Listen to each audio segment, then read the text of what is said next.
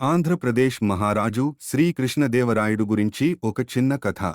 కృష్ణదేవరాయుడు ఒక ధైర్యశీల మహారాజు. అలాంటి ఒక సమయంలో అతను రాజ్యాంగంలో భ్రాంతికర మార్గాలు తెలిసిన కొండపల్లి నగరాన్ని నిర్మాణం చేశాడు. కార్యశీలికనుగా ఉండటంతో అతను దేవాలయాలను, రస్త్రాలను ఎరుపులోకి తీసుకున్నాడు. అతను సాహసంగా, ధైర్యంగా మరింత మందికి సహాయం చేశాడు. రాజ్యాంగం పెంపొందడంలో ప్రధాన పాత్ర పోషించాడు.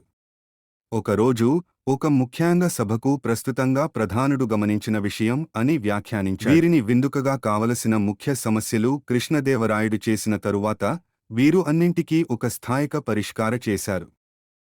అంతాగా రాజ్యంలో శాంతి మరియు సమృద్ధి పొందాలని వీరు కోరుకున్నారు.